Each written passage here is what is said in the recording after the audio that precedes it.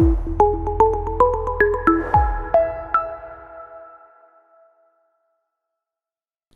everyone, welcome back. So Unit 1-ൽ നമ്മൾ extended മീനിങ്ങിനെ പറ്റി കുറേ കാര്യങ്ങൾ പഠിച്ചു. സോ അതിൻ്റെ ഒരു കണ്ടിന്യൂഷൻ ആയിട്ട് പുതിയൊരു ടോപ്പിക്കായിട്ട് നമുക്ക് ഈ ക്ലാസ്സിൽ എന്താ പറയാൻ പോകുന്നതെന്ന് നോക്കാം. So let's begin. യൂണിറ്റ് 1-ൽ എക്സ്റ്റെൻഡഡ് മീനിങ് എന്തൊക്കെയാണ്, അത് ലിറ്ററൽ മീനിങ്ങിൽ നിന്ന് എങ്ങനെയാണ് എക്സ്റ്റെൻഡഡ് മീനിങ്ങിലേക്ക് പോകുന്നത്, അതിന് നമ്മൾ എന്തൊക്കെയാണ് ഉപയോഗിക്കുന്നത് എന്നുള്ളതൊക്കെ നമ്മൾ നോക്കി. എക്സ്റ്റെൻഡഡ് മീനിങ് എന്ന് പറയുന്നത് അൺലിമിറ്റഡ് ആയിട്ടുള്ളൊരു സോഴ്സാണ്. അതായത് റൈറ്ററിൻ്റെ ഇമാജിനേഷൻ, ഏത് കോണ്ടെക്സ്റ്റിലാണ് അത് നടക്കുന്നത്, അതൊക്കെ വെച്ചിട്ടാണ് എക്സ്റ്റെൻഡഡ് മീനിങ് യൂഷ്വലി നമ്മൾ കണ്ടുപിടിക്കാറ്.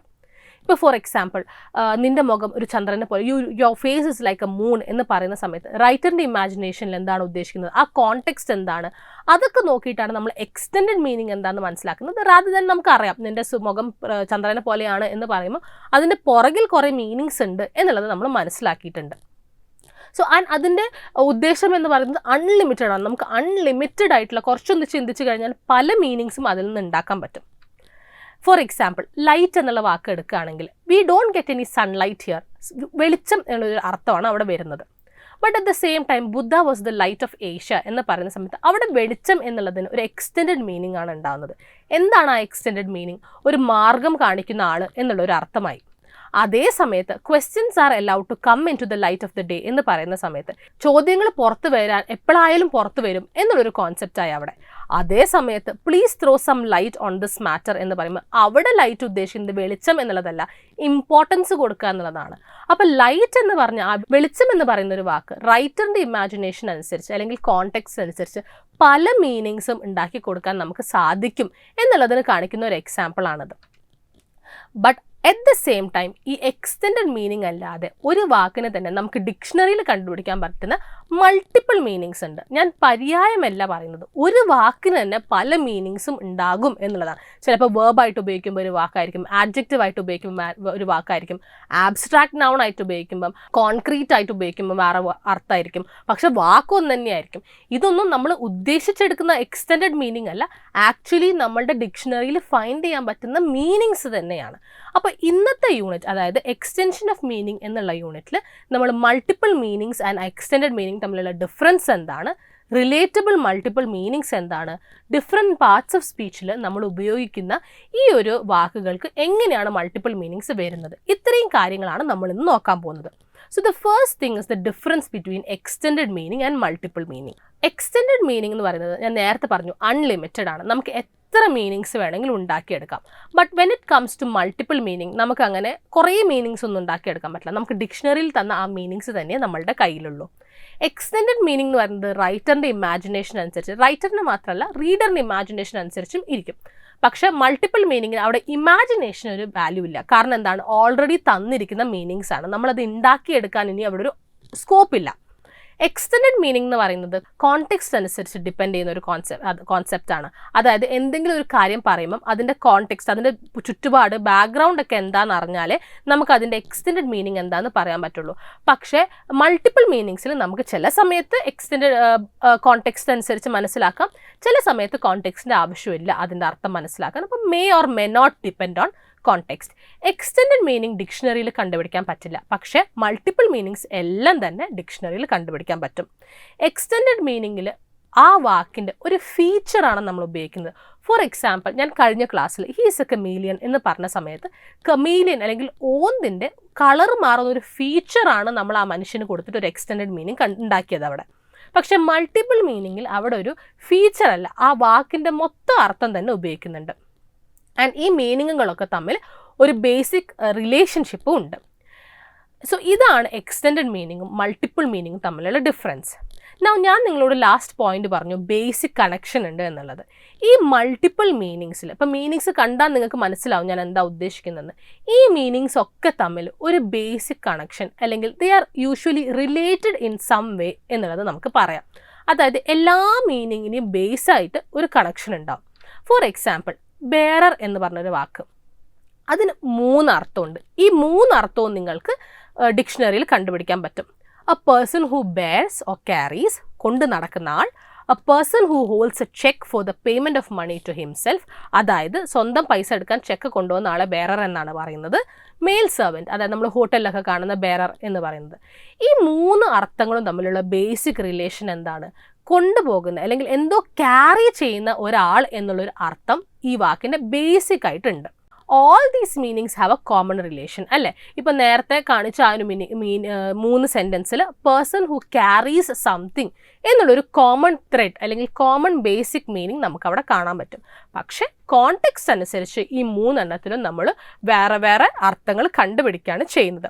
ഫോർ എക്സാമ്പിൾ, ഒരു ഹോട്ടലിൽ ചെന്നിട്ട് ബെയറർ എന്ന് വിളിക്കുമ്പോൾ നമുക്കറിയാം ബാങ്കിലുള്ള ബെയറർ എന്നുള്ള അർത്ഥമല്ല അവിടെ ഹോട്ടലിൽ നിന്നുള്ള ബെയററിൻ്റെ അർത്ഥമാണ്. അപ്പോൾ കോണ്ടെക്സ്റ്റ് അനുസരിച്ചാണ് നമ്മൾ യൂഷ്വലി ഇതിൻ്റെ മീനിങ്സ് മനസ്സിലാക്കൽ. ഇപ്പോൾ ഫോർ എക്സാമ്പിൾ ക്യാപ്പ് എന്നുള്ളൊരു വാക്ക് എടുക്കാം. A type of covering for your head, തൊപ്പി എന്നുള്ളൊരു അർത്ഥമുണ്ട്. അതേപോലെ തന്നെ a cover for the end or top of an object, അപ്പോൾ മൂടി എന്നുള്ള അർത്ഥവും വരുന്നുണ്ട്. അവിടെ രണ്ടിൻ്റെയും അർത്ഥത്തിൽ റിലേറ്റഡ് ആയിട്ടുള്ള ഒരു കോൺസെപ്റ്റ് എന്ന് പറയുന്നത് എന്താണ്? എന്തോ കവർ ചെയ്യുന്ന, something is used for covering എന്നുള്ളൊരു കോൺസെപ്റ്റാണ് അവിടെ ഉണ്ടാകുന്നത്. അത് തല കവർ ചെയ്യാനോ മൂടി കവർ ചെയ്യാനോ ആയിക്കോട്ടെ, കവറിങ് എന്നുള്ളൊരു കോൺസെപ്റ്റ് അവിടെ വരുന്നുണ്ട്.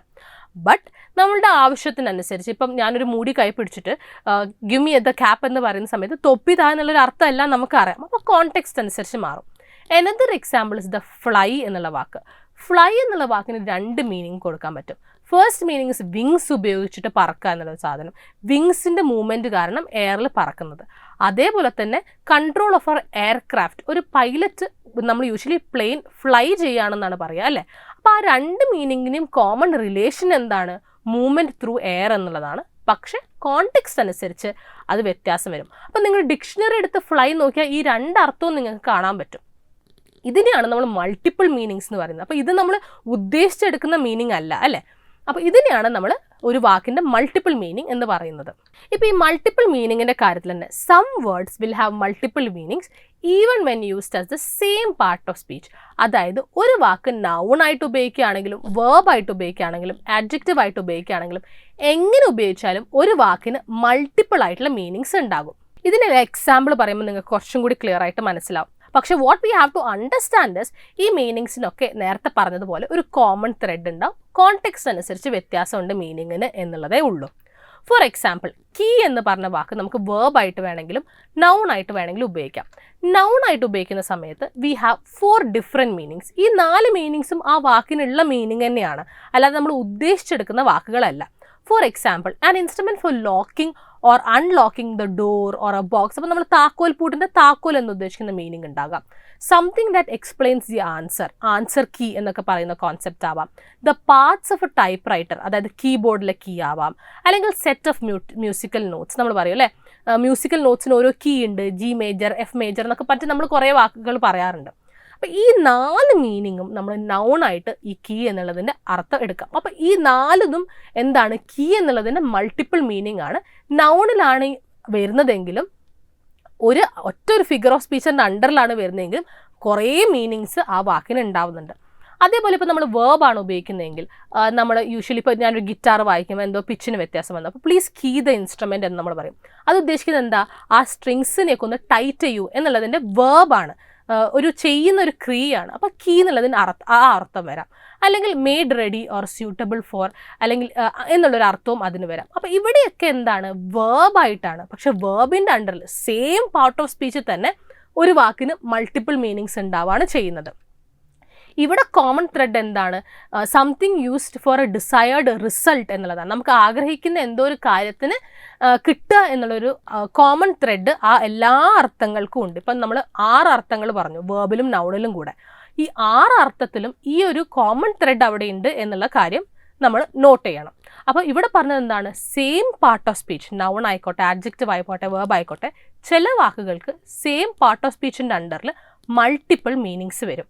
ബട്ട് ചില വാക്കുകൾ എന്ന് പറയുന്നത് ആബ്സ്ട്രാക്റ്റ് ആയിട്ടും കോൺക്രീറ്റ് ആയിട്ടും മൾട്ടിപ്പിൾ മീനിങ്സ് വരും. ഇവിടെ നമ്മൾ ഉദ്ദേശിച്ചെടുക്കുന്ന വാക്കുകളല്ല, അല്ലെങ്കിൽ നമ്മൾ ഇതായിരിക്കും കവി ഉദ്ദേശിച്ചത് എന്ന് പറയുന്ന വാക്കുകളല്ല, ഡിക്ഷണറിയിൽ ഫൈൻഡ് ചെയ്യുന്ന ലിറ്ററൽ മീനിങ് ആണ്. ഫോർ എക്സാമ്പിൾ, നമ്മൾ സ്പിരിറ്റ് എന്ന് പറഞ്ഞൊരു വാക്കെടുത്തു.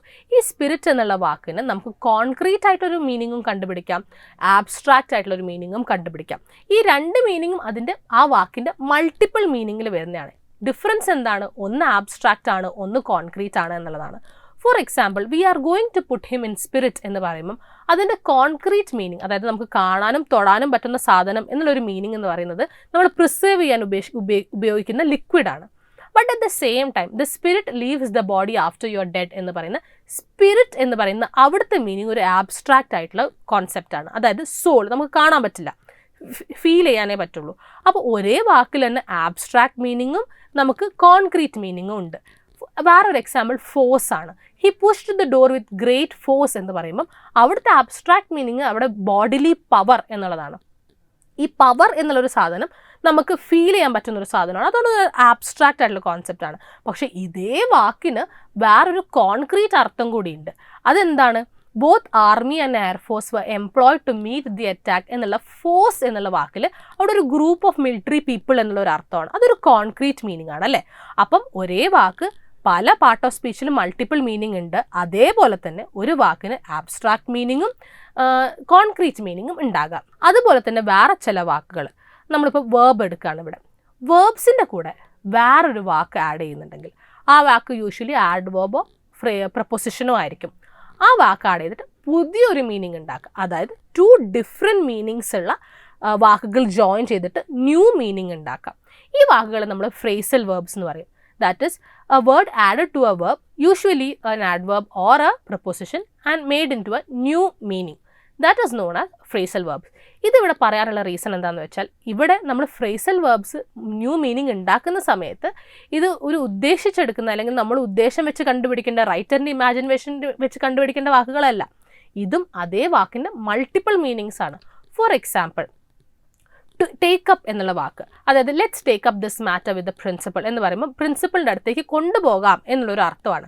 പക്ഷെ അവിടെ ടേക്ക് എന്നുള്ള വേർബും അപ്പ് എന്നുള്ള ആഡ് വേർബും കൂടെ മിക്സ് ചെയ്തിട്ട് കംപ്ലീറ്റ്ലി ന്യൂ വാക്കാണ് ഉണ്ടാക്കുന്നത്. വേറൊരു എക്സാമ്പിൾ നമുക്ക് നോക്കാം. The plane took off to the skies എന്ന് പറയുമ്പം ടുക്ക് എന്നുള്ള വേർബും ഓഫ് എന്നുള്ള ആഡ് വേർബ് ഉപയോഗിച്ച് ഒരു പുതിയ ഫ്രേസൽ വേർബ് ഉണ്ടാക്കുകയാണ്. The child took to music like a duck to water. Took എന്നുള്ള വേർബ്, ടു എന്നുള്ള പ്രപ്പോസിഷൻ. അപ്പോൾ ടുക്ക് ടു എന്നുള്ള വാക്കിൽ ടുക്ക് എന്നുള്ളതും ടു എന്നുള്ളതും രണ്ടും രണ്ട് അർത്ഥമാണെങ്കിലും ചായ്വ് വന്നു എന്നുള്ളൊരു അല്ലെങ്കിൽ അതിലേക്ക് നീങ്ങി എന്നുള്ളൊരു അർത്ഥമാണ് ടുക്ക് ടു എന്നുള്ള വാക്കിന് വരുന്നത്. അതുപോലെ തന്നെ ഒരുപാട് ഫ്രേസൽ വെർബ്സ് നമുക്ക് കിട്ടുന്നുണ്ട്. Check off, pass out, carry on, make for, come back, come across. ഇതിൻ്റെയൊക്കെ ഫസ്റ്റ് സെക്ഷൻ വേർബും സെക്കൻഡ് സെക്ഷൻ ആഡ്വേർബ്, പ്രപ്പോസിഷൻ അങ്ങനെയുള്ള പുതിയൊരു മീനിങ് ഉള്ള വാക്കാണ് നമ്മൾ ഫ്രേസൽ വെർബ്സ് എന്ന് പറയുന്നത്. നേരത്തെ നമ്മൾ ഒരു വാക്കിൽ നൗണിലും വേർബിലും മൾട്ടിപ്പിൾ മീനിങ്സ് ഉണ്ടാകും എന്ന് പറഞ്ഞു. And sometimes the same word can be used as different part of speech. അപ്പോൾ നമ്മൾ നേരത്തെ പറഞ്ഞത് എന്താണ്? ഒരു വാക്കിൽ തന്നെ നൗണിലും വേർബിലും മൾട്ടിപ്പിൾ മീനിങ്സ് ഉണ്ടെങ്കിൽ ചില വാക്കുകൾ നമുക്ക് സെയിം പാർട്ട് ഓഫ് സ്പീച്ചിൽ ഉപയോഗിക്കാൻ പറ്റും. ഗ്രാമാറ്റിക്കൽ ഫങ്ഷൻസിൽ ഡിഫറൻസ് ഉണ്ടാവും എന്നേ ഉള്ളൂ. ഫോർ എക്സാമ്പിൾ ഇപ്പോൾ നൗൺ ആൻഡ് വേർബിൽ എക്സാമ്പിൾ നോക്കാം. പാർട്ട് എന്ന് പറഞ്ഞൊരു വാക്ക്, അതിൻ്റെ മീനിങ്ങിൽ ഡിഫറൻഷിയേറ്റ് ചെയ്യുക എന്നുള്ളൊരു മീനിങ് ആണ് അവിടെ വരുന്നത്. അത് നമുക്ക് നൗൺ ആയിട്ട് ഉപയോഗിക്കുമ്പം parts of the town is beautiful എന്നുള്ളതും, വേർബിൽ ഉപയോഗിക്കുമ്പം I parted my hair in the current fashion എന്നുള്ളതുമാണ്. അപ്പോൾ ഒരു വാക്ക് തന്നെ ഒരേ മീനിങ് നമുക്ക് നൗണിലും വേർബിലും സെക്ഷൻ ചെയ്യുക എന്നുള്ളൊരു അർത്ഥമാണ് ഇവിടെ വരുന്നത്. വേറൊരു അർത്ഥം എന്താ? A couple of years ago, അതായത് ഒന്നോ രണ്ടോ ജോയിൻ ചെയ്ത വർഷങ്ങൾ മുന്നേ. അപ്പോൾ അവിടെ കപ്പിൾ എന്ന് പറയുന്നത് ഒരു ഇയേഴ്സിൻ്റെ എണ്ണത്തിനെ നെയിം ചെയ്യുന്നതാണ്. So that is a noun. But the train will be ready to leave when all the carriages have been coupled. അത് ഒന്നോ രണ്ടോ ജോയിൻ ചെയ്തിട്ട് നമ്മൾ മുന്നോട്ട് ട്രെയിൻ കൊണ്ടുപോകും. അപ്പോൾ അവിടെ ജോയിൻ ചെയ്യുക എന്നുള്ളൊരു ക്രിയയാണ് പറയുന്നത്. അപ്പോൾ അവിടെ ജോയിൻ എന്നുള്ളൊരു ബേസിക് ത്രെഡുള്ള മീനിങ് ഉള്ള വാക്കുകളെ ഫങ്ഷൻ അനുസരിച്ച് നൗണും വേർബായിട്ട് അങ്ങനെ ഉപയോഗിക്കുമ്പോൾ വ്യത്യാസം വരുന്ന മീനിങ്ങിനെ പറ്റിയാണ് പറയുന്നത്. നമുക്കിനി ഒരു നൗൺ ആൻഡ് അഡ്ജക്റ്റീവ് നോക്കാം. ദ ആൻസർ ഇസ് നെഗറ്റീവ് എന്നുള്ളത് നൗണാണ്, കാരണം അവിടെ ആൻസറിൻ്റെ പേരാണ് പറയുന്നത്. The test gave A negative result എന്നുള്ള ആഡ്ജക്റ്റീവായിട്ട് നെഗറ്റീവ് വരുമ്പം റിസൾട്ടിനുള്ള ഒരു എക്സ്ട്രാ ഇൻഫർമേഷനാണ് അവിടെ ആഡ്ജക്റ്റീവായിട്ട് ഉപയോഗിക്കുന്നത്. അപ്പോൾ ഇവിടെ രണ്ടും നെഗറ്റീവ് എന്നുള്ള വാക്കിൽ റോങ് അല്ലെങ്കിൽ തെറ്റ് അല്ലെങ്കിൽ ആബ്സെൻസ് ഓഫ് എന്നുള്ളൊരു മീനിങ് തന്നെയാണ് ഉദ്ദേശിക്കുന്നത്. ബട്ട് ഒന്ന് നൗണായിട്ടും ഒന്ന് ആഡ്ജക്റ്റീവായിട്ടും ഉപയോഗിക്കുമ്പം അതിൻ്റെ കോണ്ടെക്സ്റ്റിൽ വരുന്ന വ്യത്യാസം കാരണം രണ്ടിനും വേറെ വേറെ മീനിങ് ഉണ്ടാകുന്നു എന്നുള്ളതേ ഉള്ളൂ. വേറൊരു എക്സാമ്പിൾ എന്താണ്? He has the rank of A general എന്ന് പറയുന്നുണ്ട്. അവിടെ ജനറൽ എന്ന് പറയുന്നത് എല്ലാത്തിൻ്റെയും കോമൺ ആയിട്ട് ഒരാൾ എന്നുള്ളൊരു അർത്ഥമാണ് അവിടെ വരുന്നത്. അത് ജനറൽ ആ റാങ്കിൻ്റെ പേരായതുകൊണ്ട് നമ്മളവിടെ noun എന്ന് ഉപയോഗിക്കുന്നു. We are going to have a general election next month. എല്ലാവർക്കും കൂടി ഒന്ന് എന്നുള്ളൊരു എലക്ഷൻ വെക്കുകയാണ് നെക്സ്റ്റ് മന്ത്. അവിടെ എലക്ഷൻ്റെ ഒരു ക്വാളിറ്റി പറഞ്ഞതുകൊണ്ട് നമ്മൾ അതിന് അഡ്ജക്റ്റീവ് ആക്കി. ബട്ട് എല്ലാത്തിനും കൂടെ ഒന്ന് എന്നുള്ള കോമൺ മീനിങ് വരുന്ന ഒരു വാക്ക് രണ്ട് പാർട്ട് ഓഫ് സ്പീച്ചിൽ ഉപയോഗിച്ചപ്പം മൾട്ടിപ്പിൾ ഫങ്ഷൻസ് അതിന് വന്നു എന്നുള്ളൊരു, അല്ലെങ്കിൽ മൾട്ടിപ്പിൾ മീനിങ് വന്നു എന്നൊരു കോൺസെപ്റ്റാണ് നമുക്കിവിടെ മനസ്സിലാക്കാൻ പറ്റുന്നത്. സോ ഇന്ന് നമ്മൾ മൾട്ടിപ്പിൾ മീനിങ്സും എക്സ്റ്റെൻഡഡ് മീനിങ്ങും തമ്മിലുള്ള വ്യത്യാസം എന്താണ്, റിലേറ്റഡ് മൾട്ടിപ്പിൾ മീനിങ്സ് എന്തൊക്കെയാണ്, അതുപോലെ തന്നെ ഡിഫറെൻറ്റ് പാർട്സ് ഓഫ് സ്പീച്ചിൽ യൂസ് ചെയ്യുമ്പോൾ ഉണ്ടാകുന്ന കോമൺ മീനിങ്സിനെ പറ്റി, വേർഡിൻ്റെ പ്രത്യേകതകളെ പറ്റിയൊക്കെ നോക്കി. ഇത് നമ്മൾ ലിറ്ററേച്ചറിൽ പഠിക്കാനുള്ള ബേസിക് റീസൺ എന്താണെന്ന് വെച്ചാൽ സംടൈംസ് ഒരു വാക്ക് തന്നെ നമുക്ക് കൺഫ്യൂസ്ഡ് ആവും മീനിങ് എന്താ എന്നുള്ള കാരണം കൊണ്ട്.